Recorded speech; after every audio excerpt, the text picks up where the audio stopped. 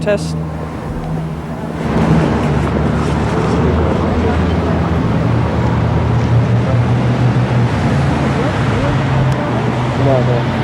Coffee? Maple coffee? Anything free?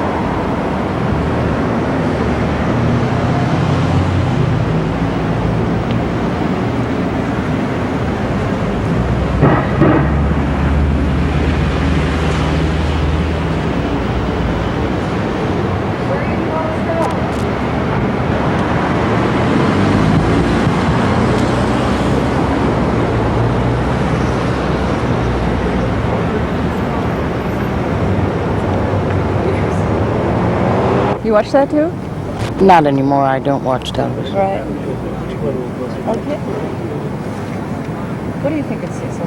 Well, I knew him 20 years ago when he was working on the penitentiary problem. There were too many men under lock and key that had mainly gotten there because they were under the influence of drugs or alcohol and committed a crime and, of course, had to be punished. And 20 years ago, in '67, he was quite involved in extricating the penitentiary population, because it's worse than a warehouse. And he's come a long way. What does he mean to you? Well, he is the tenderloin, really. He's not a real estate promoter like the people that get money out of HUD are. I was just evacuated, shall we say, from a federally subsidized housing project where I lived for 40 months.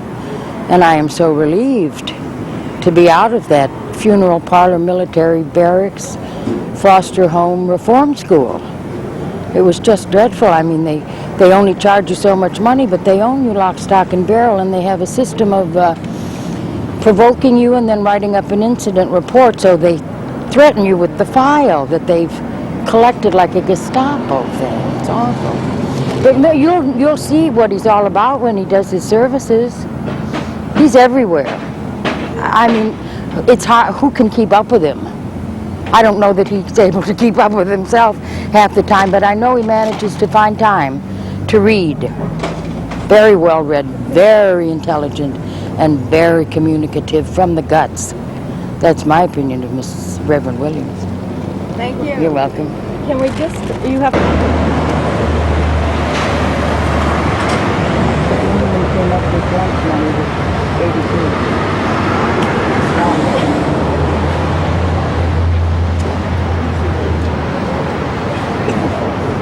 Gonna get me killed, asshole!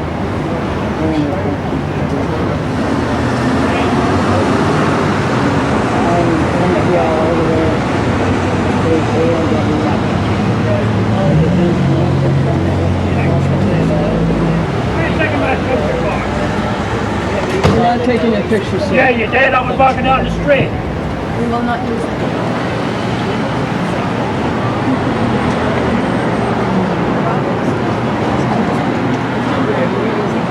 Thing is, I can't be distracted. Number in the page, yeah. How you doing?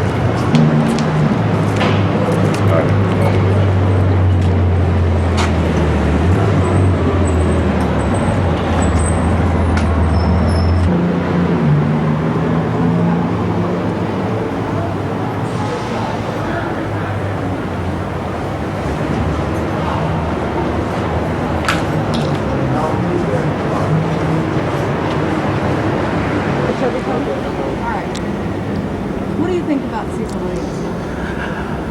Well, I think that he's probably one of the most progressive black heroes in 20th century America today. And I think he sets a great example for all Americans, regardless of what color you are, especially when it comes to helping the poor and grassroots movements and grassroots organizing. What does he mean personally? Personally, to me, he means strength, and he's been a savior to me. Well, his church, when I first came to San Francisco, it's kind of like the Mecca, I guess, of San Francisco for poor people.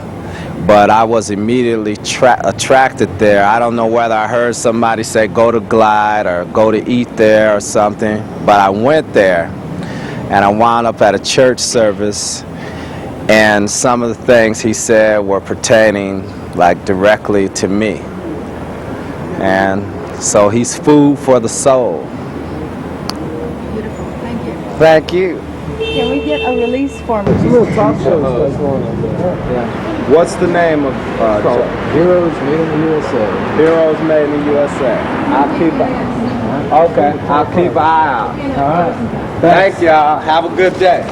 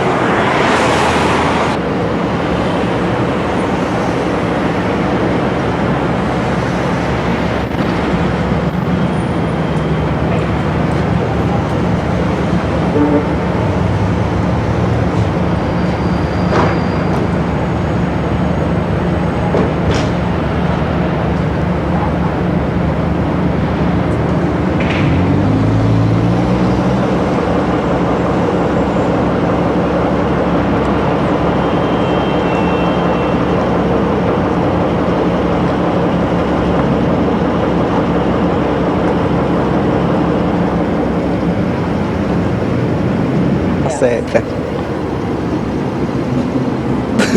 Stop it, you guys. Okay. What do you think of Cecil Williams? What does he mean to you? Well, I think he's a very nice person, and that he helps out everybody, and that well, that he likes to help out people, and In what way does he help you? what way? Well, for instance, for the people that are on the streets, he feeds them and makes sure they have their meals. Okay, and he there's clothing. He gives them clothing, and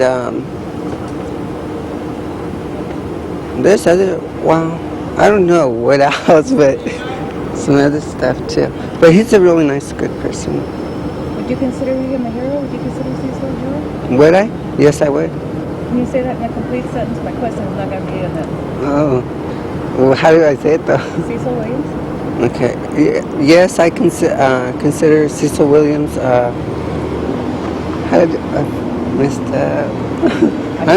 A hero? Yeah, a hero. Can you say it one more time? Yes, I consider Cecil Williams a hero. Why? Because he's a very nice person. I mean, from what I know about him, anyways, he's a very nice person. Thank you very much. Okay. People.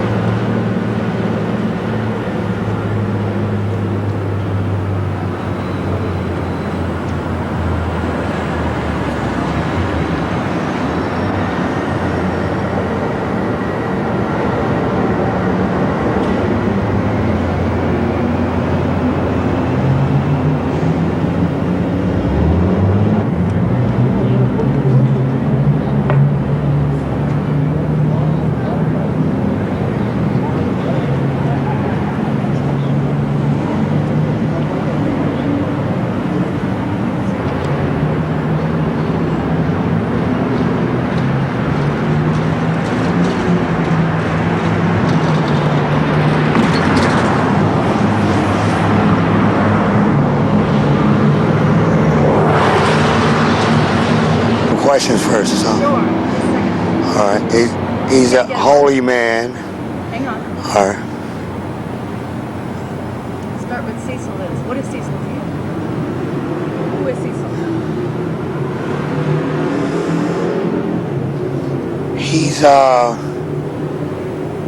He's a good man. Okay. And well, he's got God in his blood. Okay, but he's trying to feed all the people with God. Okay, for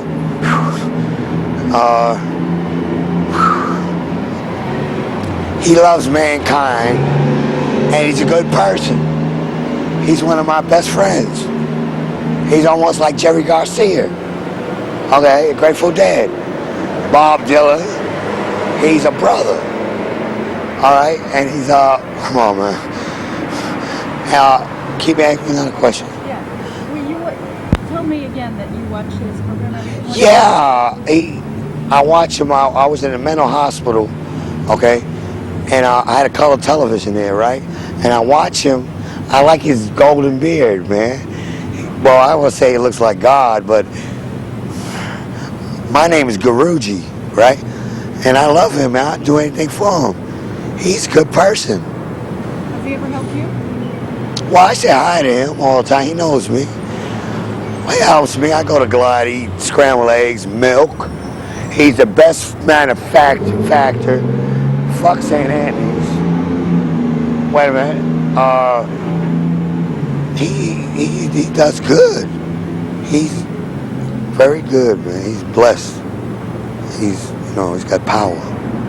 Thank you. Okay. We need one more thing from you. And I made this statement before. He was a Class B actor, a Class C governor, and he's a Class Z president. Okay, but what about Cecil Williams, who we're doing this A1. The man is out helping everybody I have ever seen. Well, they could have used somebody like him in the last 15 years up there in the White House, whether it be congressman or senator or anything. He's a good man. He gets out with the people. He doesn't care your race, color, creed, pink, black, white, pink, or polka dot. Amen. Amen, man. What does he mean to you personally? He helps people. It makes me feel good in here. I help people when I'm down and out. Somebody asks for a cigarette and I got 2 left, I give them one. And that's how he is. Sometimes I give him my butt away to somebody. I mean, my cigarette butt, not this butt. I'm straight. No, but there's not enough people around, and there's never been anybody in City Hall in a long time to worry about it. I stayed down at Cannon Kip. Honorable Mayor, I was Feinstein. I was going to say something else, but she come down there, 5-minute speech out the door, but she doesn't know what it is to be down and out. Cecil Williams got more problems.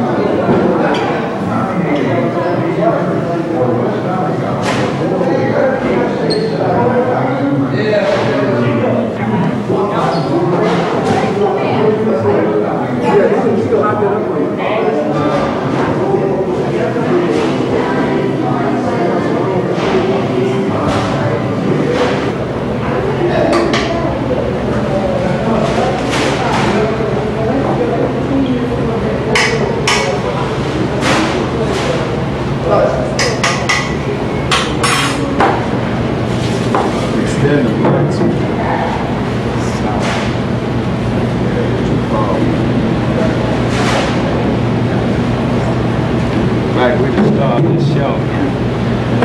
Just ignore us. Okay, I act like you're not even here.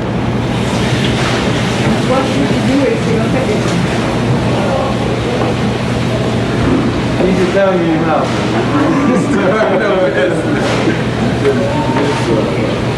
Yeah. I don't know very much about Cecil, but I met him a few times. I think he's a nice guy, and I think he's doing nice things for the people. You know, the people don't have a place to eat and stay, and he's a nice guy. That's what I think. All right. What does Cecil Williams mean to you? So to me, he's a very nice person. I appreciate what he's doing for the community and the people that's out there. That's what he is to me. Appreciate it very much. It's being one of his volunteer workers. Thank you. We didn't get that on ourselves, so you went through it one more time, please. Oh, say, as I was saying, I appreciate very much what Reverend Cecil Williams is doing for the community here in the Tenderloin area and for the peoples too. And I appreciate being one of his volunteers here. That's what I think of Cecil. Yes. Just a second. You said? Okay. Yeah, I think Cecil Williams is a very nice guy. You know, he come out, he shake everybody's hand. You know, he invite everybody in to eat. How you doing?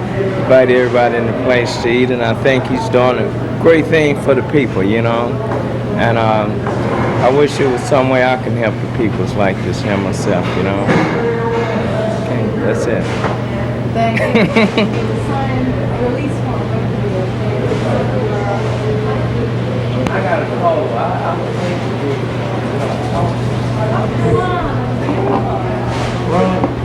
Yellow. I think you're welcome. I try to make it sound beautiful, but I can barely talk.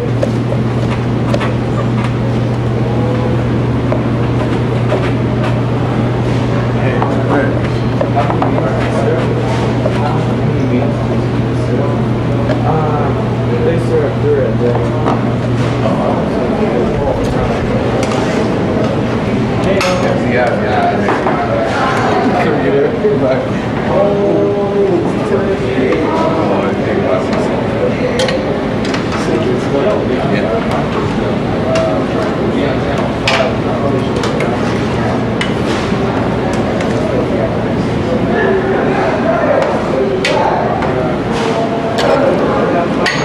we just do a little bit more stirring in there? There you go.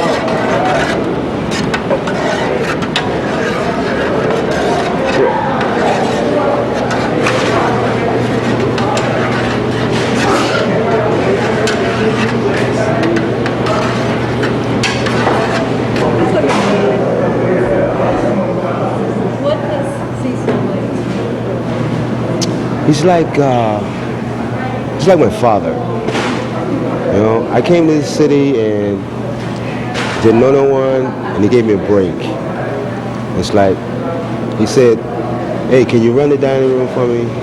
I said, "Sure." And hey, this is what's happening with Cecil. If he knows you can do something, you can do it well. He gives you all the chances that you possibly have. I can even mess up 3 times and still have the 4th time to get another chance. I think he's the greatest guy that God ever put on this earth. I do. That's my personal thoughts of him. As far as I'm concerned, he's #1 in my book. And the celebration is, it's what's happening.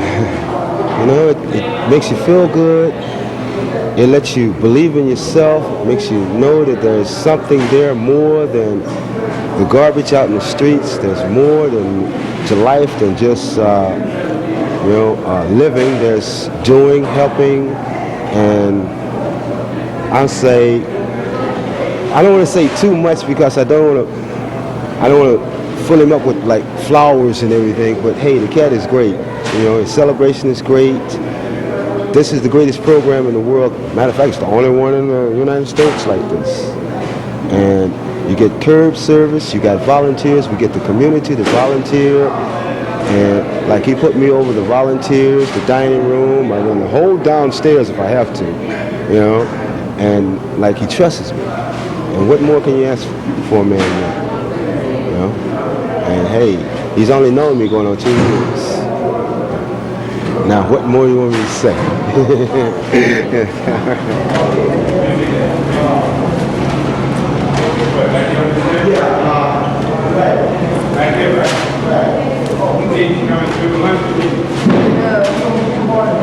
Y'all make a sandwich out of it? Yeah.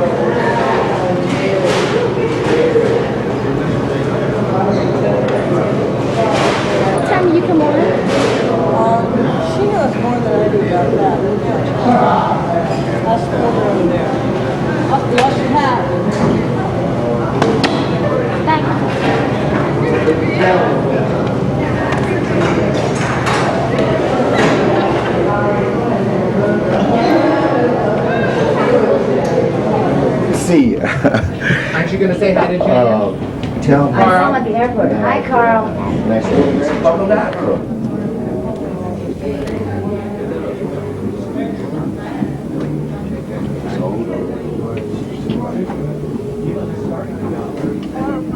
No tall hat.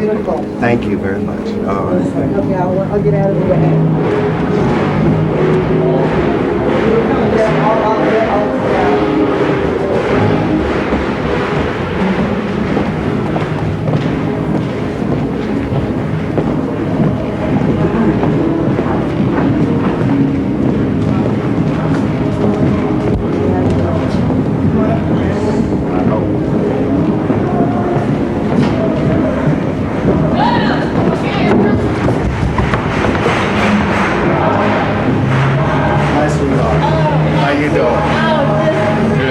Let him go up and come back.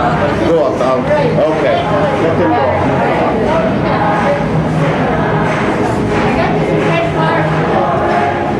Hi. How are you? Okay. Good.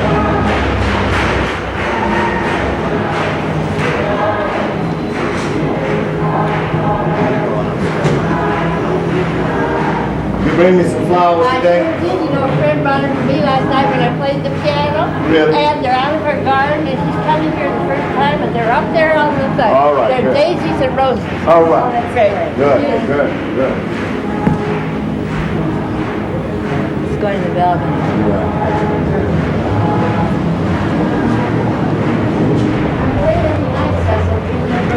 Yeah. Great. Is that my battery or your battery?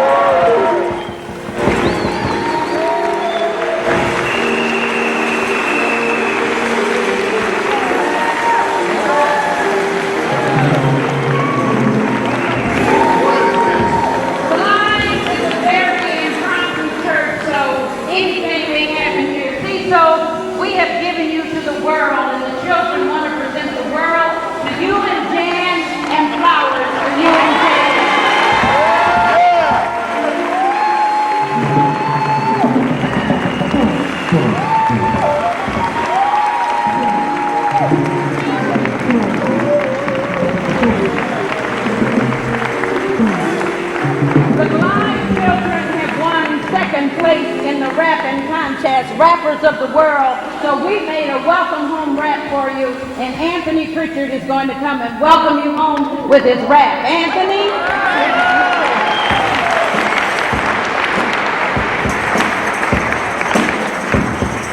Welcome home, people, and also Jan. You know it took a long journey across the land. You went to Africa to shake the people's hands, and now you're back with us, family and friends. You help all the people in this neighborhood live. When they're feeling down and ugly, they can feel real.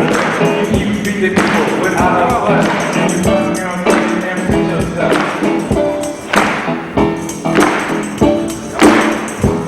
So we welcome you back, staff and all. We hope on your trip you had no fall. Welcome back, Cecil and Jan, and maybe do it again next year.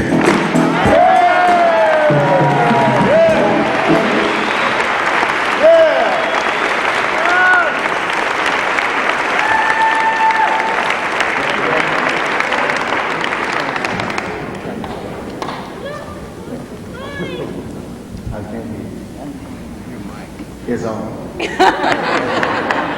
My brothers and my sisters, Jan and I have come home.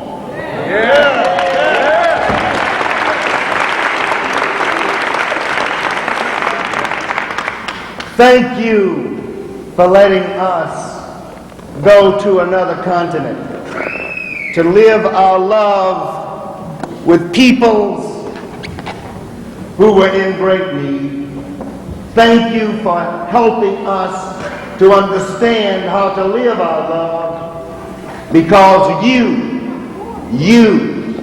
have been an example of those who show their love to all peoples, no matter who they are, and so you helped us to be the same people, to show our love. Thank you, my brothers and my sisters.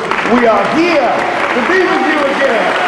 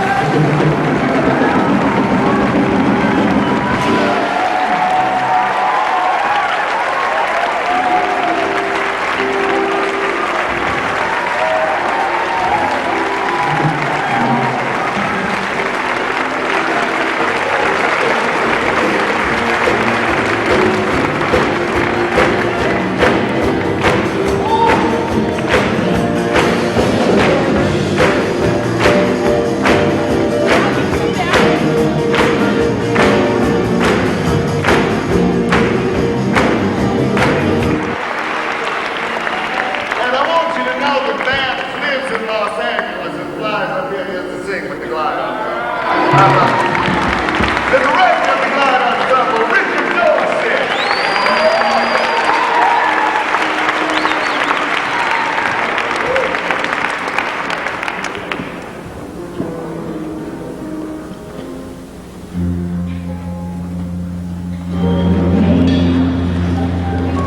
I want you to know how very proud I am to be in the midst of the people. I bring back many memories of my roots in Africa.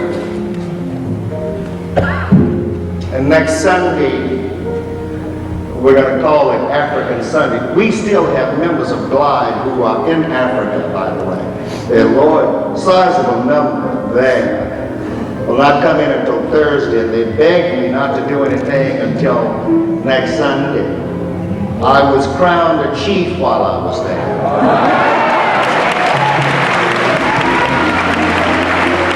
So next Sunday, I'm going to come in with my chief stuff on.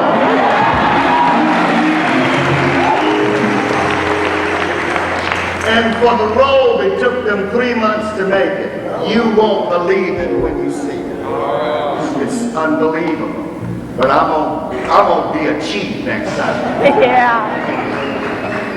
Also, let me say that one of the things that we discovered was the fact that there is still great suffering in country after country. No matter what you read in the press, there is great suffering. And that something has to be responded to. I'm clear about this by Americans, people like you and me. We are the ones who can change poverty in the world if we want to. We got to change it here, and we can change it in the world, everywhere. If we want, if we have the will to do it, Americans can do it. There's nobody that can do it like Americans. If we really want to do it, I didn't say missionaries either. I said Americans who are willing to give their lives and money and time and energy. And we must never go to any country telling them what they must do. We must listen to them so we can understand what they want us to do.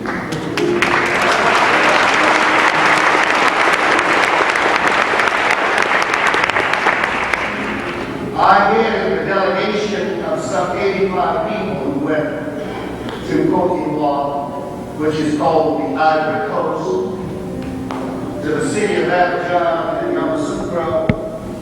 And I want you to know that we had the best delegation. I was just called this morning by the mayor before we came to churches. She said it was the best delegation of any sister city that she had ever taken to any place in any country.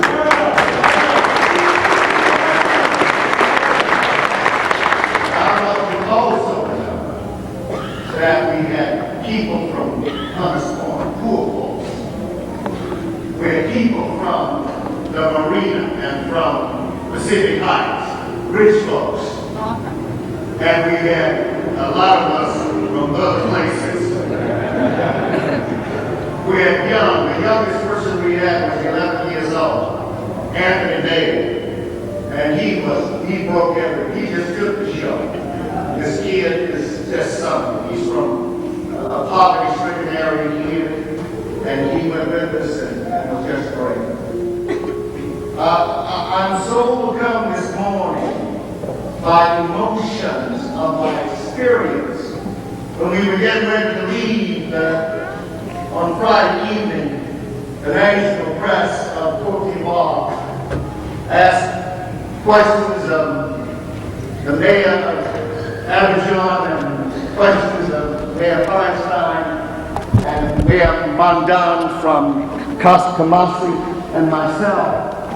And when they asked me the question about how do you feel to come back to my roots, I said to them that it felt like I had, in my experience, missed something historical that made the connection of my ancestors in Africa because of the blood, sweat, and tears that were suffered by my ancestors who came and who were snatched from the bosom of Mother Africa, that I had yearned so much to touch the soil of Mother Africa again, the deep soil of Mother Africa.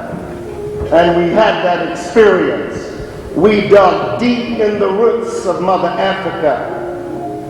And now that I have been nourished by the soil of Africa, I'll never be the same. Never.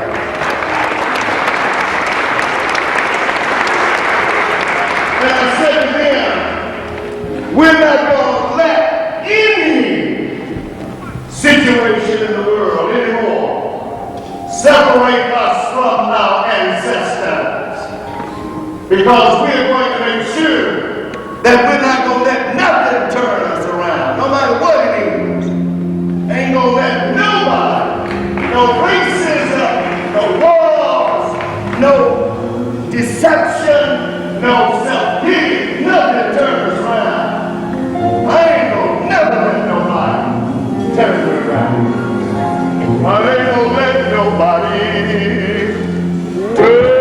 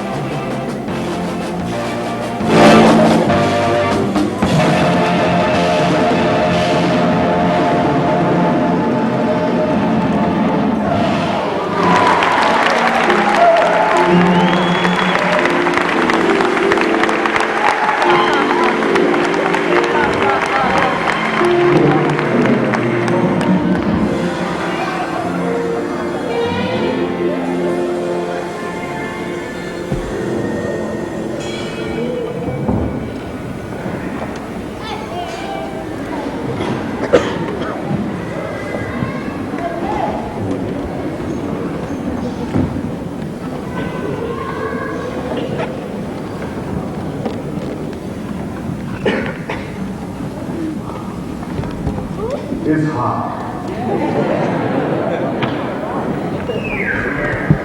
If you all can let the kids to hold their rooms while I speak, it'll be great. Because I'm going to be moved this morning, and I don't want to step on.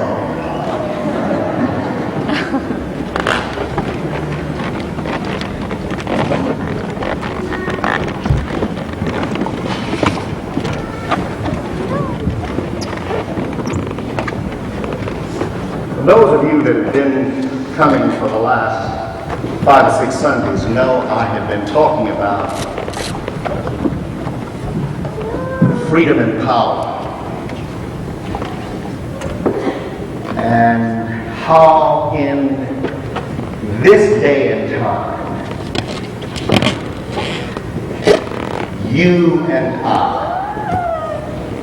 individually as well as collectively, as a people,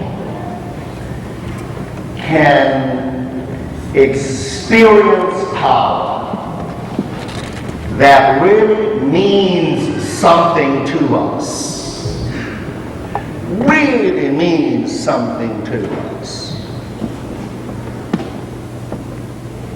3 Sundays ago, I had to think that one out. 3 Sundays ago, I suggested in very strong terms, as I used a story from The Flies by Albert Camus, talking about the fact that the oppressed man or woman loses his or her values, and therefore lose also the vitality of life, the experience of life itself, and that at one point in the drama, Orestes, one of the characters, discovers that he has no roots at all. That he has, let me put it this way, no commitment. No commitment. And therefore, without commitment, it becomes difficult then for one to really live. To really live. Let me say that again. To really live. You have to have commitment to really live your life.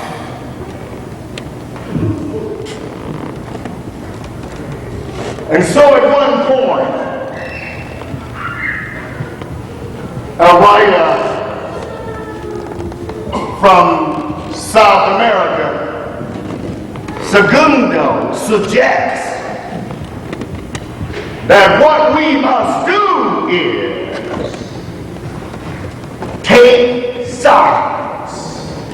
You gotta participate. You gotta get involved. You gotta be engulfed in the affairs of human life. You gotta get with others. If you don't get with others, if you have no commitment with others, then you have no value in life. You have to take sides. You have to take sides. Now, what I did, I used a quote that is probably for me one of the most important in the text of the biblical exegesis. Exegesis meaning the meat, the guts of the Bible. I used that and read to you that which means most to me. Now here's real power. Here it is. Now listen to it. Jesus says, "For this reason the Father loves me, because I laid down my life, that I may take it again. No one takes it from me, but I lay it down of my own accord. I have the power to lay it down, and I have the power to take it back again. That's power. I have the power to decide who I am, and I have the power to destroy who I am. I have the power to take up my life and make something of it, and I have the power to make sure that I never make anything of my life. It is of my power that I have it. I know there are those theologians who would argue with me and say, it's up to God. No, it's up to you. It's your life. It's up to you. And so, now that I've made my point about it being up to you, I'm going to talk about something that I'm really equipped about, which I'm going to talk about for the next few Sundays, called destiny. If it's up to me, then, how can I be sure about the fact that my life is going in the correct direction, in the narrow path, in the crooked road that becomes straight? How can I be sure that all of the negativisms of life that come, all of the failures and mistakes and the losses and the death and the hurt and the pain and the suffering and that which takes away from me, how can I be sure that I'm still going on in the correct direction, in the right direction, in the healthy direction, in the way that I should be? And I say to you, the guts of it is destiny. It is destiny. As one writer puts it, called Rollo May, he says that sociology and moral determinations come after destiny. It is what some theologians call the ontological situation. Now that I'm saying that because it's a big word, you don't even have to deal with it. Let me tell you what it is. Ontological means the bottom of life. It means the guts of life. It means the stuff of life. You got any stuff in your life? Huh? If you haven't got any stuff in your life, then you ain't living. I mean, you don't have no ontological stuff. You see? You gotta have some stuff in your life. You gotta suffer a little bit. Wait a minute, you hear what I say? See, this is why I disagree with all of that stuff called narcissism and the narcissistic trend, where everybody was looking at their neighbor, coming up with quick, easy answers to how people could get happy and be happy the rest of their lives. That wasn't stuff. It was game plan. And what I want to tell you about is stuff this morning. Stuff has to give you part of myself. It's like people who are married. We say, this is my better half. You know, you don't give nobody your better half. Give them all the stuff you got. You understand what I'm saying now? Well, no, you're not clear yet. Let me go on. You're not ready for this. Let me work with you a little more.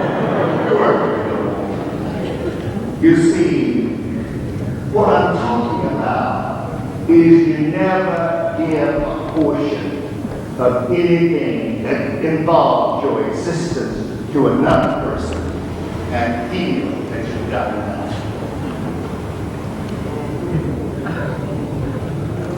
There are no portions that we cut into halves or cut into fourths or just a portion and give it to somebody else. If you can't get them all, don't give it. Keep it. Because it ain't no good.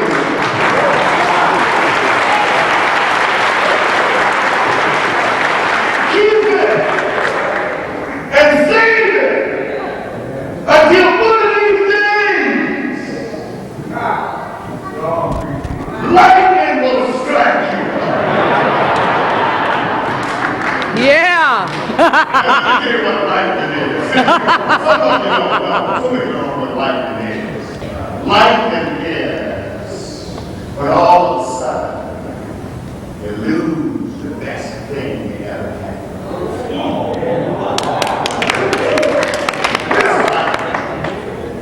The best thing you ever had in your life. That's lightning. When you lose it, when it's gone, and you have it no more. That's the best thing. That's what I think. Have you ever had it lightning to hit you? Can I get an amen on that? Amen. Yeah. See, this is why destiny means.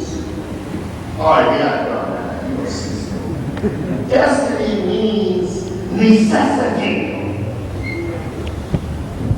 Destiny comes before sociology, remember that now, and before moral judgment. It is the bottom of life. It is necessary. It is the necessity to have destiny.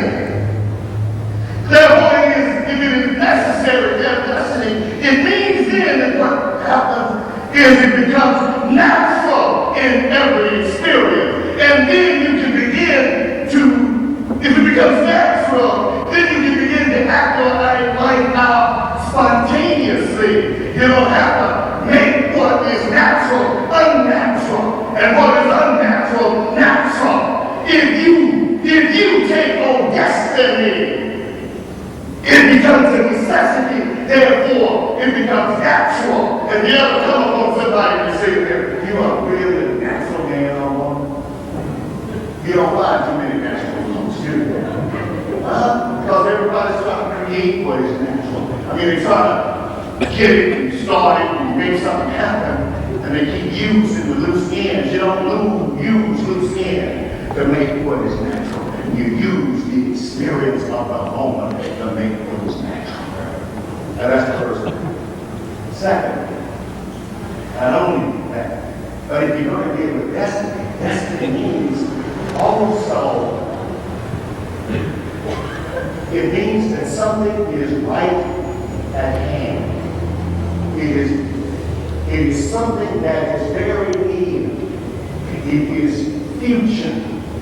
It is something that you can do tomorrow, next year, or years to come. Destiny means determination.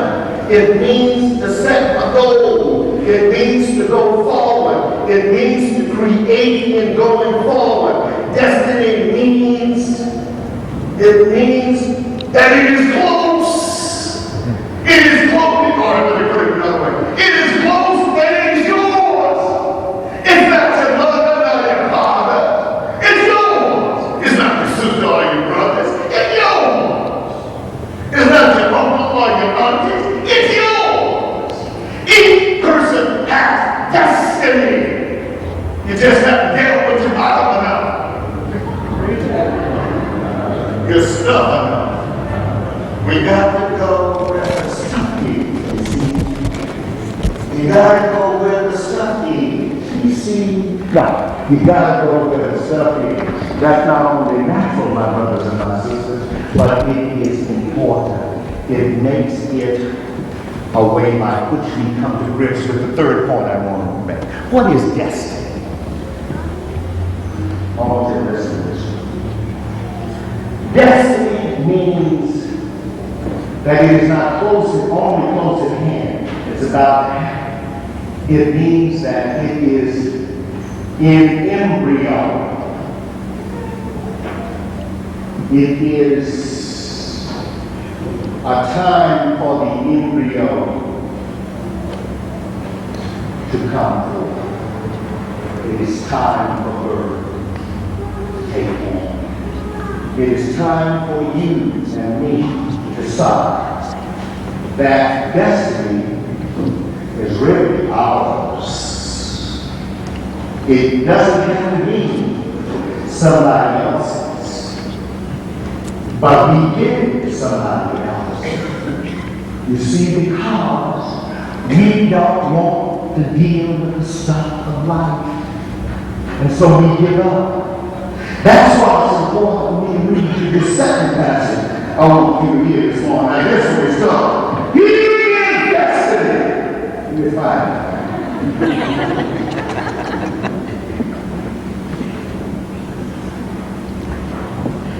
They raised the question to Jesus and said, "Hey, what about your women? What about your women? What have you been doing? You got a good record." And Jesus answered, "Even if I do bear witness to myself, my testimony is true. For I know whence I come and whither I am going. I know where I'm going. I know where I came from, and I know where I'm going." You know where you came from and where you go. See, that's the problem. The problem with destiny is people don't know where they came from and where they're going. In fact, no one ever asks, "Where you going?" "Oh, I don't know." I mean, like most folks, they're always looking for signposts. Let me see now, where is this week? And they will go down this way. This is a one-way signpost. We're like, oh, wrong way. And then they go down the side of it. Let me take this. Oh, yeah, here's one. They go down this way. The thing is going that way. Arrow fly that way. And they go, oh, look at this traffic. In fact, we were driving another day right before I left from here. And I was trying to get to Apple. I really wanted to go to Apple, right? And somebody turned the wrong way. And we were heading right at them. And I said, stop! And they stopped. I mean, we stopped. Somebody stopped. What I'm saying is that folks don't even know where they're going. You know what we do? What we do is we use easy, palatable ways of saying where we're going. You know what some folks do? They say, my religions don't tell me where I'm going to go. And I'll wait to go to heaven. And when I get there, I'm going to have a joyous time. But brothers and sisters, I'm going to tell you something. You better not wait till you get wherever you going to go. You better live your life now and not worry about heaven or hell.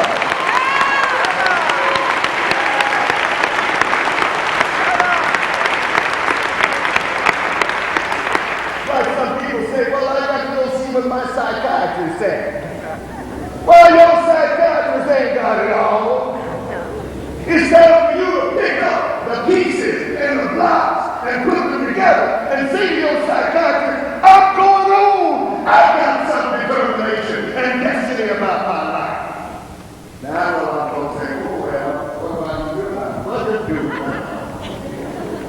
Somebody quit the job the other week when I told people they have a good job, they don't like. And then they call me up and say, Cecil, I quit my job. And I didn't have a job for them either. My brothers and my sisters, I'm trying to say to you that you have power. You have power. Because you have destiny. You have the stuff of life if you begin to make it natural. If you begin to know that it's at hand. If you begin to know that it is about to give birth. It is about to give birth. It does not take 9 months. It may be this hour that the birth will come, but it will come. It may take a lifetime to strike, but it will come. Amen.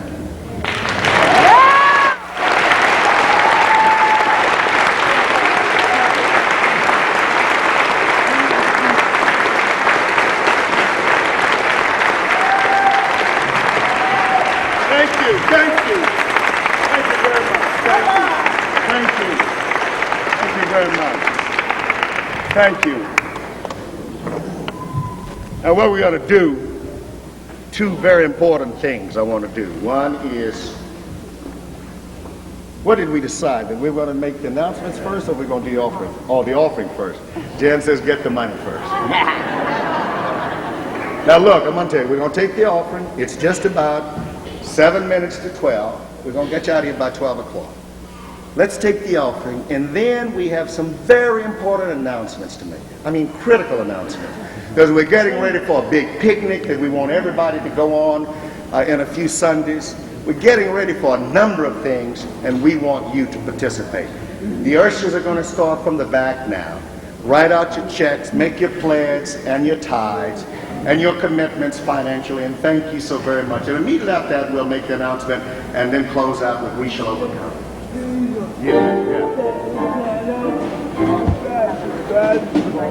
Did you make the basketball team? No. What did he make? What did he make? Basketball? Your old friend was telling me your friend was you try out for basketball. Okay, John. All right.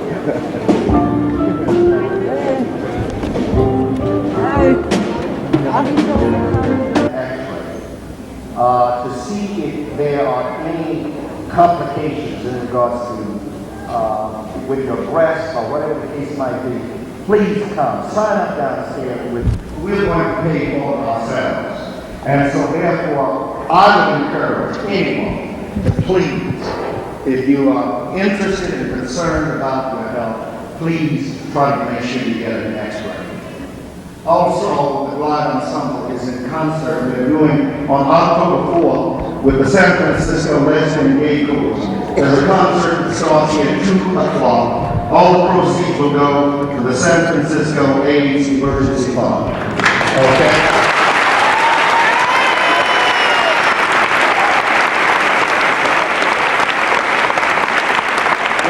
We're going to have a great day that day. So be here, everybody. Tickets for sale, not sale. Donations will be $10. That's next Sunday at July. Donations, you can start the donations. Thank you so very much. If there are those who would like to become members of Glide, or those who would like to become part of the Glide family, walking after we was the song, "We Shall Overcome." Let's stand and say, "We shall overcome" now.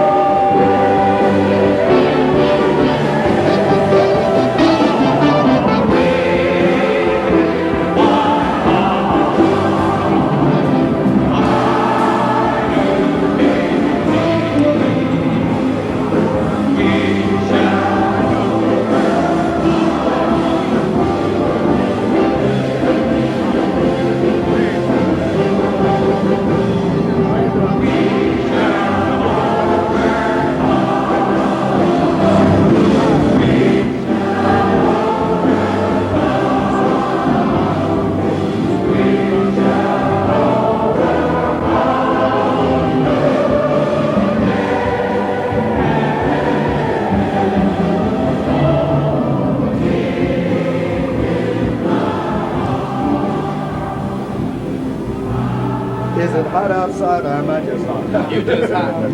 You hot all the way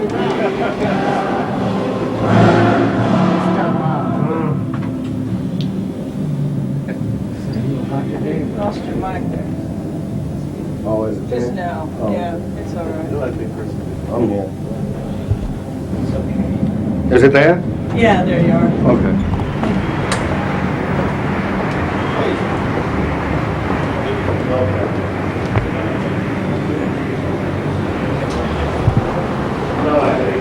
I'll see it. I'll see it sometime. I can't see it right now. Okay.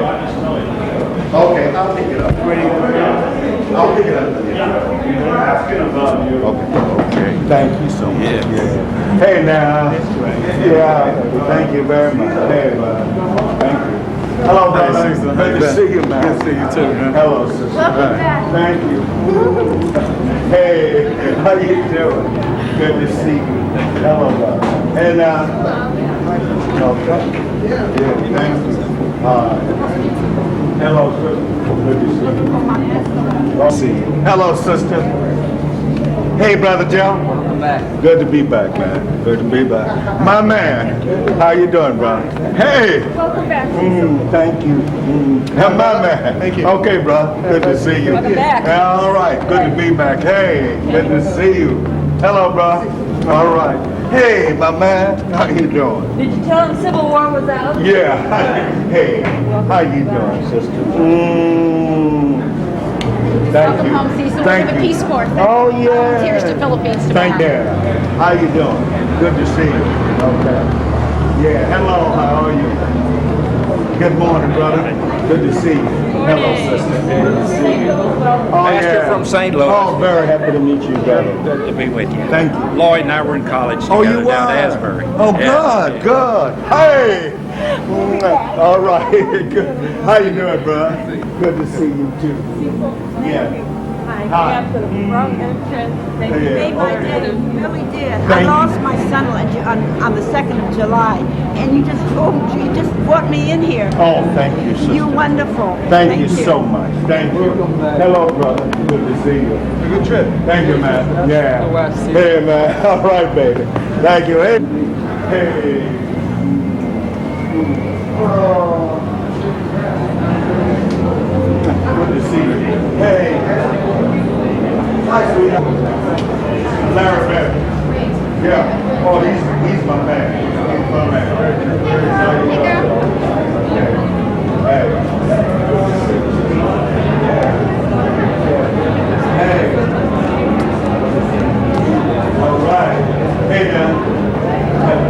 Thank you. It's fine. Yeah. Okay, good. All right. What does Cecil Williams do? Well, I don't come to church very often, but when I do come, he always gives me a perfect message, you know. And I was really surprised today because I just quit my job last week, and he was talking about empowering yourself and being in control of your own destiny. And it was a perfect message, you know. I was really inspired by it. So, I mean, he just knows what to say at the right time. And I was really, really pleased with listening to his message this morning. No, I'm here for 4 months, and after I go traveling. Why don't you start off by saying that you are a student here from Switzerland, and then what do you think of Cecil Williams when I ask you the question? Yeah. Okay. Cecil's the minister, the priest. Right. The minister. Yeah. Yeah. What do you think of Cecil Williams? Yeah, it's great. I was the first time in this church, and it's incredible. Because in Switzerland, you never seen the same. In Switzerland, it's all quiet, but here it was great. I can't describe it. I can only say great. Thank you. Okay. What do you think? I think it's great too. I come here every Sunday, and I think Cecil Williams is the best communicator I've ever seen in my life. And it's the only church I've ever wanted to come to. And I love it. It sets me up for the week. I wouldn't miss it. I never miss it. Have you changed it? Yeah, let me change. Gabby, the signature, that way we can use this on. Charlie? Thank you. I would like you to introduce yourself too, that you are a Methodist pastor when I ask you. Okay. What do you think about Cecil Williams? I think Cecil is an institution. He's great and he can never die. We have to keep him at Glide. He has to be here forever. And you are? I'm Jeff Snyder. I'm pastor of Wesley Methodist Church in Fresno. Are your church services like this? Not quite. Not quite. Wesley is not traditional, but Wesley is not near Glide at all. And what is Cecil service like? Cecil's service is Cecil. It's innovative, it's unique, it's a flow of the Spirit, it's a throwback to the 60s. Except I noticed today that we're not singing "We Shall Overcome Someday." Cecil has decided that we will overcome today. And I think that's marvelous. What do you two think? I love the singing. People seem to be getting into it and having fun. Do you have fun today? Yeah. Why? Because, well, he really didn't use huge words that you couldn't understand. And he was talking to you. Okay, thank you very much. Appreciate it.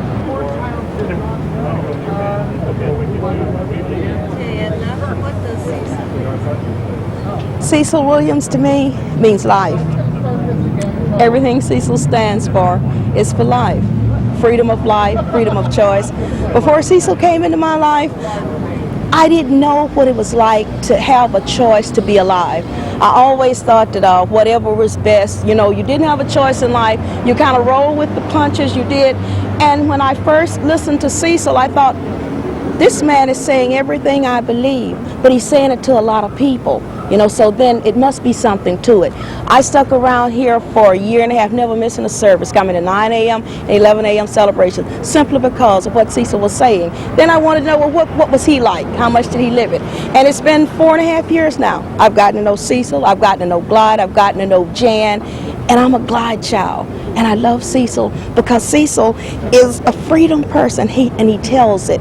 He's not one to bite his tongue when it comes to what is right. He's not one to say, well, turn the other cheek if you happen not to have no money and somebody hit you. No, Cecil speaks up for freedom, and I learned from him that I've got that right. I've got that choice, and it made a difference in my life because at the time I considered myself to be like a walking dead person, just going along. And I used to have a saying, what difference does it make? I did drugs, and I say, well, what difference does it ever really make? Well, Cecil taught me, yes, it does make a difference, and I make a difference. And if it had not been for him, I probably never would have gotten that message. And without that, without ever knowing that, I wouldn't have ever been free. I wouldn't have known what it was like to be free, to think free, and to speak up for what I feel, and that's what Cecil means to me, life. Tell me in 2 sentences. Okay. The hardships you went through and that you are now on staff with. Okay, the hardships I went through started out with a second bad marriage, brain surgery, a last child at the age of 32. I'd had 3 children. I got on drugs. I was on drugs for 5 years. Never really knew why I was doing what I was doing, but just doing, Life got hard. It got real hard. I was at my lowest. There was my only hero at that time was the good Lord, but then he couldn't give me reality. So I found Cecil, I found the services, I found Glide, and Glide's a place that kind of stands here saying, we're here when you need us.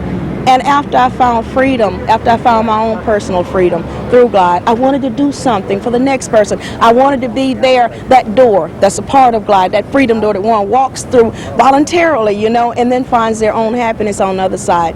And I got to volunteering here a lot, and I got on staff part-time, and I loved it, and I never thought I could fulfill what Glide would need a person to do in order to be able to speak behind Cecil and tell people about freedom. But little by little, and as I lived my dream, I did, and I do.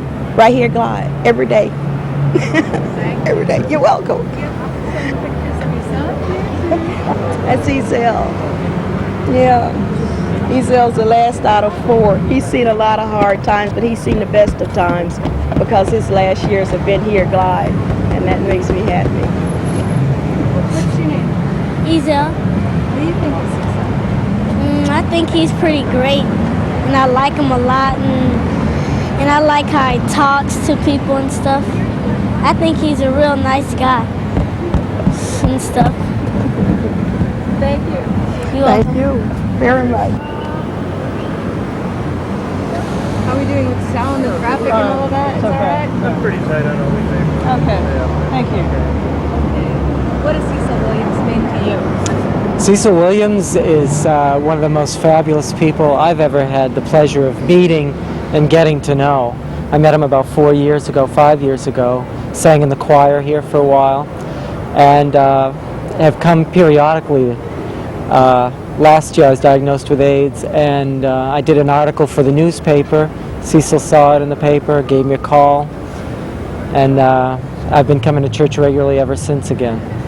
He's very accepting, always has been, of all kinds of people and situation, and the church has helped me out with the medical expenses, and I think more importantly, the most that's happened, and Cecil communicates this Sunday after Sunday, is acceptance of each other, and that we're not totally powerless, and that we need to do what we can.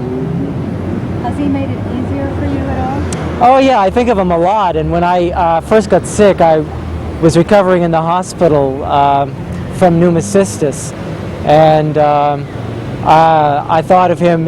He says oftentimes, don't get depressed when life throws you a bad deal. Don't get depressed. Get angry, and that's what I've done. I've channeled a lot of my anger about having the disease and what the government's not doing, and what people, the prejudice and stuff, and just taken action. And the amazing thing about Cecil Williams is that not only in front of people is he open and fabulous, but I've met with him a few times one-on-one, and his heart is there for the little guy, the big guy, whoever you are, and I think it's great. I hope he gets on American Heroes, because he's certainly one of mine. What do you think about his methods? What do I think about his methods? I think quite a bit of his ability to negotiate and get what needs to be done. I don't always agree with him, but he's an individual and I'm an individual, and I think all in all he's right there and he gets the job done. And one last question. How does he take you with having AIDS and other people? No problem at all. I remember my earliest experience at Glide around '82 was one of the choir members was ill, and he talked about going to the hospital and not wearing a mask, and that the people in the hospital had their masks and gowns on, and that he just went in without a mask and gown. And he's always on the forefront of learning the facts and understanding, and with me it's the same thing, and I can't think of a better ally in fighting the disease than Cecil. Thank you. Thank you. I wish you all the luck.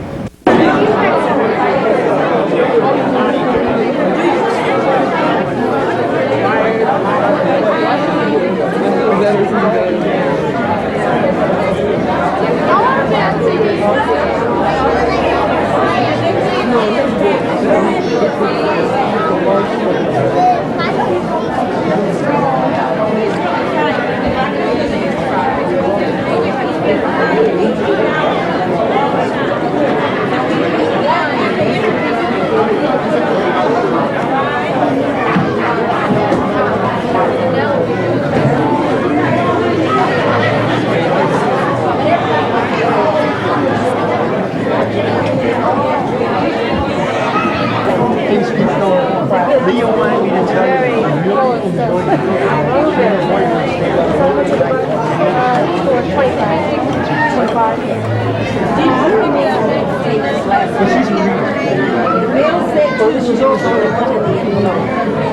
So I just wanted you to know.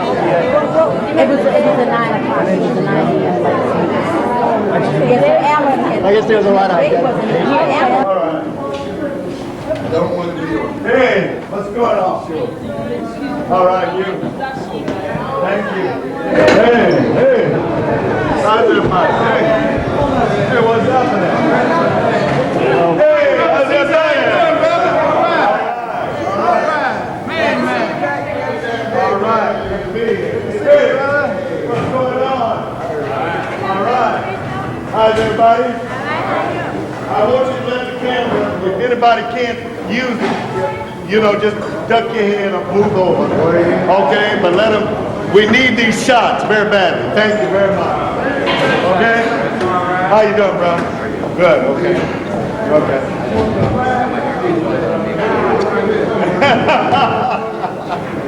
Good to see you, man. Good to see you. How y'all doing? Good, good. How you doing now? All right. What's happening over there? Pretty good news.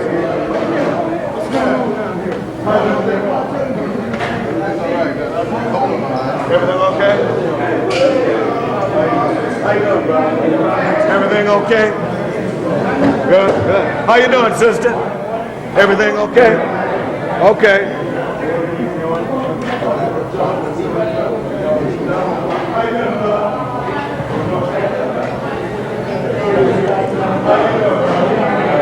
Who needs water? Need some water?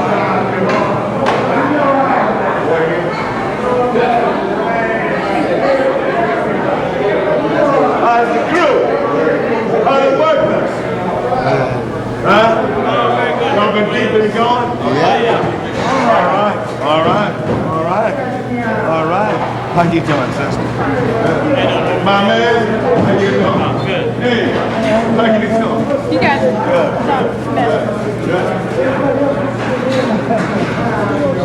Juice Dog. How you doing?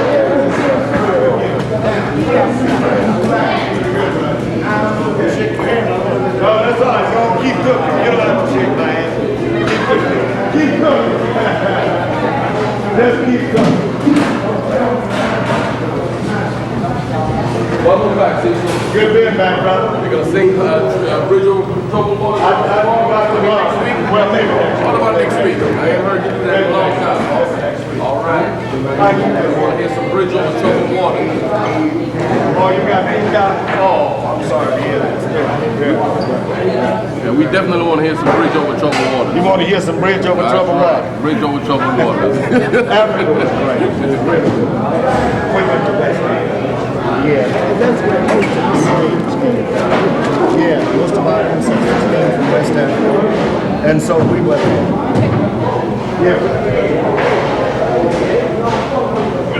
Where we were. That's East Africa, yeah. How y'all doing? All right, good to see you, hey, bro. Good to see you. How you doing, bro? All right. Hey, man, how you doing? Look here, won't you? How'd you enjoy Africa? Good. Good to see you.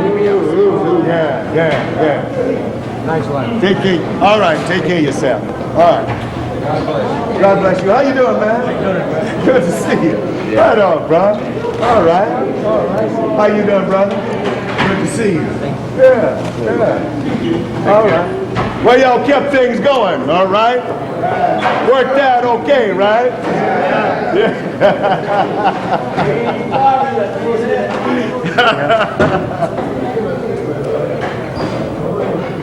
You doing okay? That's good.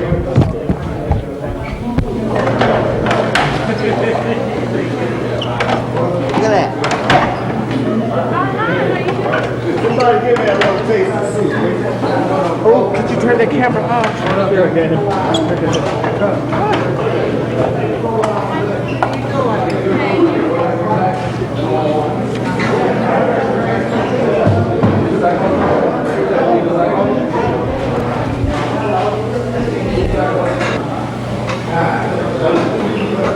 Jimmy tonight?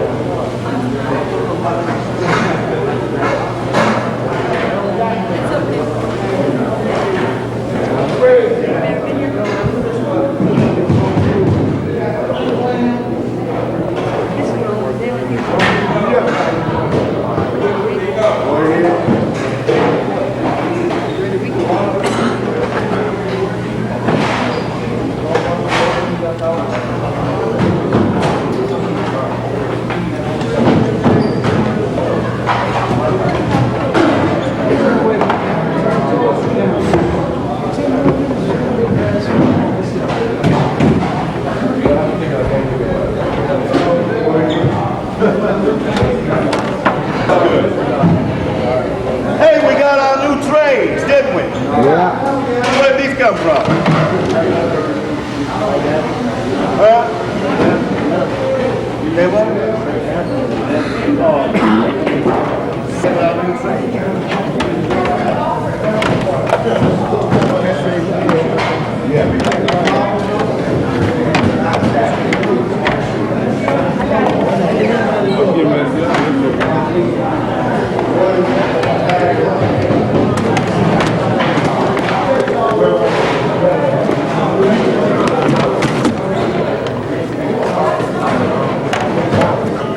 Arkansas. But we have to find a quieter place. Okay.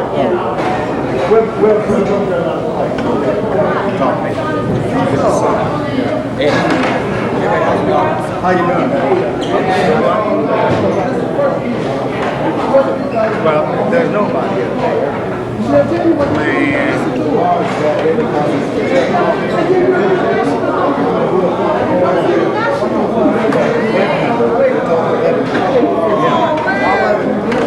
Okay. Okay. I won't be there. Okay.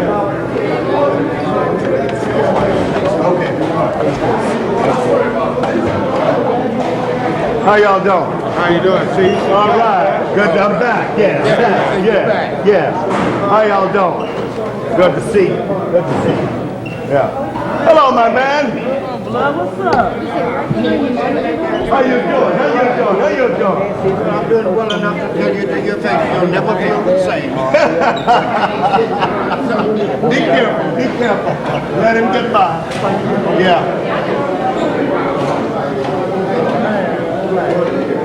Good being home. Good being home. Thank you. I'm sure it was. My man, how you doing, bro? Hey, what's happening? Oh, really? I love you. Thank you, bro. Thank you. Love you too. You put my heart to the thing. Thank you. Thank you very much. How you doing, bro? Good. Good to see you.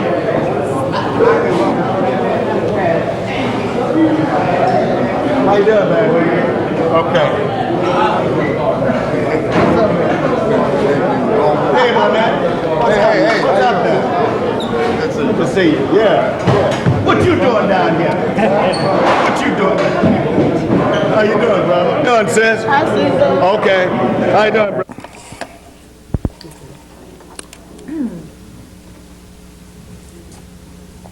Cecil Williams, why don't, let me say too that my questions will not be on there. Okay. So you'll have to answer completely. All right. Okay. Why don't you wear a minister's collar? Because I don't think that the minister's collar defines really who I am. It's not so much the collar that determines the ministry, the commitment, the involvement of the person. It is really, first of all, how that person sees himself or herself involved in the affairs of not only what may be commonly called the community, which church means community. So the community, but it's how that person sees him or herself involved in the broader community, in the affairs of mankind and womankind. So I don't wear a collar because I don't want to be like any other minister, to be honest with you. I want to be different. Most ministers to me find it difficult to really be human with people. I want to be the most human person that anybody's encountered who may be called a minister. So my humanity is wrapped up in my ministry, and I don't need a collar to define myself with my humanity. Let's go back in time a little bit. So let's move this. Is it at all? No. What happened when you accepted Glide Memorial Church? Well, when I came here, the church was about to close its doors, and the Bishop Donald Tippett, who was a white bishop at that time, and he's now died, brought me here. He said to me, I need you to do something with this church. And I said to myself, first of all, the only way it could go was up, because it was already as low as it could go. So what I decided to do was experiment. I decided to create from from the guts of my own experience and from the experience of the people who were the have-nots, the people who were those who were outside of the church. I went for the outsiders. I went for the dispossessed. I decided that it was important to get those who had left the church, those who were not turned on by the church. So I went for all the people who were the left-outs and the leftovers. And so I decided that the way to do that was to change not only the structure of the church, but to change that which was the spirit of the church. And that meant that what I had to do was, rather than worship, was we had to celebrate. Celebrate life for them, rather than put them down and keep them down, to make them become important, significant, and meaningful in their own lives. So what we did is we created, and we've been creating ever since. We're always changing in every way that we possibly can, to meet the needs of people and to give them power. You have a lot of friends that are entertainers, politicians. Tell me some of the friends that you have. Well, some of my friends, and this is just not name calling, but very close, like Sammy Davis Jr. and Bill Cosby. People like Roberta Flack, people like, for instance, Ben Vereen. There are a number of people that in the entertainment industry that are very dear and close friends to me. Marvin Gaye was a very good friend. Quincy Jones is a good friend. A number of people among the politicians, Jesse Jackson, Ron Dellums. We have a number of politicians that even on the, some not just on the regional level also. For instance, like Alan Cranston is a good friend. There are a number of people that are very close to us who come here at different times. Our own mayor, Feinstein, is a very close friend. These are people that I enter into the political arena with at times, and we make decisions about what I do and what they do. So these are just a few of the persons that are very close to me. But you are an entertainer and a politician too. Yes, I am. I don't deny that. Could you start out with I am, or in a complete sentence, was my question? Oh yes, I am an entertainer and I am a politician. I have great drama about what I do. I don't fake it. No, I don't put on with it. I don't try to create something that is not natural to my own existence. What I do is really me. So I create from my existence, from who I am. So the drama of my life, which is maybe the entertainment of my life, comes from my existence. So it's not a phony thing.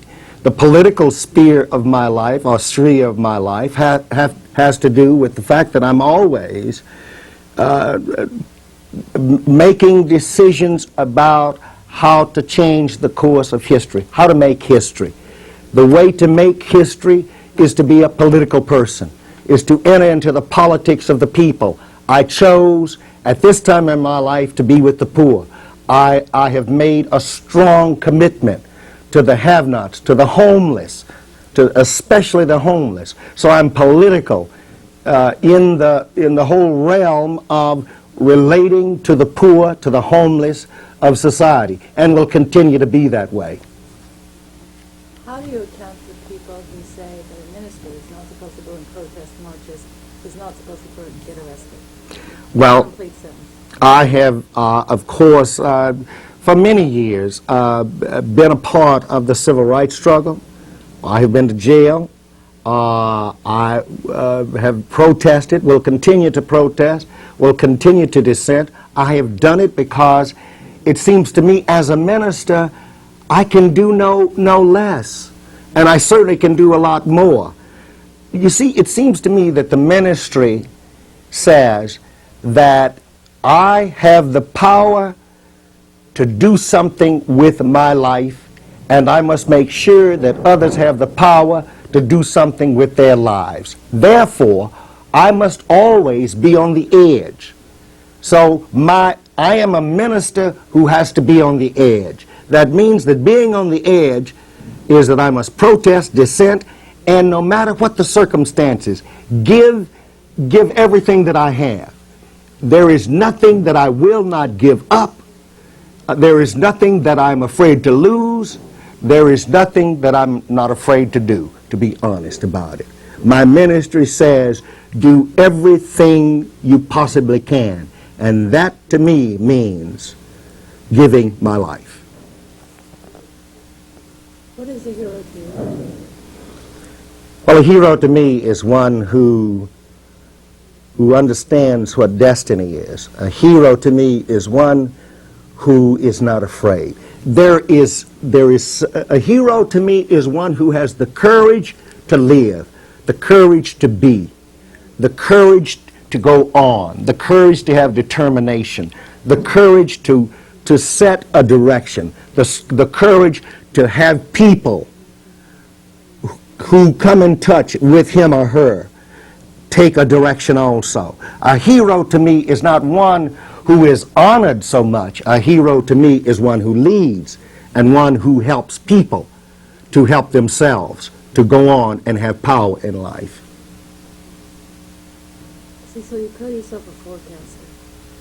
And what do you foresee? I mean, what do you mean by that, and what do you foresee? I mean that simply that one must always not only determine how the past affects the lives of people, but one must live in the moment, at the present. But in living in the present, one must be able to not have fate as the future. One must be able to say of the future, here are some of the things that may take place. And it may not look so good. The conditions that may prevail may bring about war, for instance. What do we do then as we forecast the possibility of war in a certain region or a certain country or in the world? What do we do about nuclear warfare? What do we do about, for instance, racism? What do we do about sexism or ageism? What do we do about any kind of ism? What we do is